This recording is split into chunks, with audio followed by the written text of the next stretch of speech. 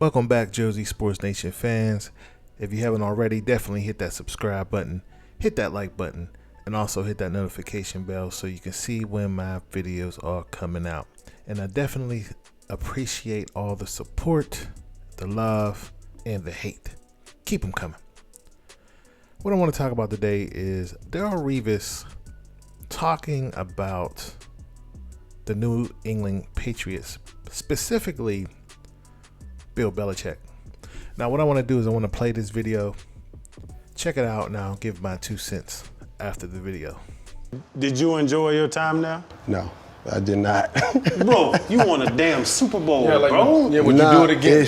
You didn't enjoy that time. You know, I'm happy for the grind and the hustle of winning Super Bowl 49, but you know, waking up every day and walking into the facility and having to deal with the tension. You know, you see why they've been to 10 Super Bowls. You see the hustle and the grind of it. But at the end of the day, there's other philosophies to win. And it doesn't have to be that way. I mean, you got 32 teams with 32 coaches.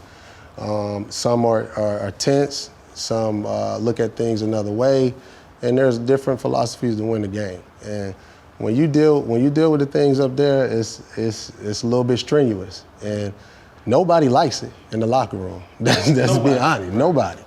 Nobody likes it. So, but are you substituting? You know, walking in there tense every day, you substituting, winning games, and that's what they sell. They sell winning games up there. That's what they do. Shouts out to Darrelle Revis, one of the best, if not the best, cornerback, at least in my generation. I got a pleasure of watching him in high school because I'm from Pittsburgh, and he lived about 35 minutes out of Pittsburgh in a place called Aliquippa. And I believe I saw one of the best high school football and basketball games because it just wasn't him. There was a lot of great athletes in Pittsburgh. There was Terrell Pryor. And Terrell Pryor played for a place called Jeanette. And they played in a championship in football and basketball. I got a chance to see that. So he's a great athlete. Then he stayed in his hometown at Pitt, where he arguably had one of the best kick returns. No, I think it was a punt return. Have to look at it, but one of the great punt returns in history. And it goes inside to 30, picked up on the bounce there by Revis. He's given ground. He gets a block, turns the corner at the 20. He's at the 25, and he's knocked out of bounds. Now he's coming up the sideline. Here he comes to the 50, and he's going down the field. He's got inside the 25, still on his feet, inside the 20, still on his feet, and he's in the end zone for a touchdown. So there's no doubt that he is such a dynamic player on the field. And I love what he did financially. He's one of the players that kept his money, did a lot of great investments. So on that part, he's really dope. And his 2009 season is arguably one of the best seasons ever. Look at what he did. To me, he had one of the hardest schedules ever. Playing for the Jets. He played against Andre Johnson, shut him down to 4 receptions for 35 yards. Randy Moss, he saw him twice. The first time he shut him down for 4 receptions for 24 yards. The second time he saw him 5 receptions for 34 yards. He shut down Ted Ginn, which was Ohio State alum, to 2 catches for 57 yards. Now, Terrell Owens is one of my favorite players, and he played him twice. Shut him down to 3 catches for 13 yards. Terrell Owens played him the second time, had 3 catches for 31 yards. Antonio Bryant, which was fellow Pittsburgh Pitt player, only had 2 catches for 22 yards. Rodney White, 2 catches for 19 yards. Reggie Wayne, 3 catches for 33 yards, and Ocho Cinco didn't even get a catch. Steve Smith, 1 catch for 5 yards. So far as the skill level, he's amazing. Amazing player. Now, I always criticize athletes, especially the ones who are really, really gifted. They have a work ethic, but a lot of it is their athletic ability, their skill set, their knowledge of the game. But I feel like it's the AI syndrome. They're really not good team players. They don't like listen to the coach. They usually look at them and say, hey, well, if you never played the game, then you don't know the sport. Not knowing that most coaches do not play.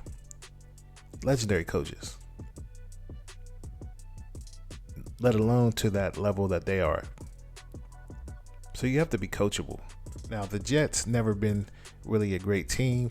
So he played on a team where the Rex Ryan was lackadaisical. He let the players do what they want.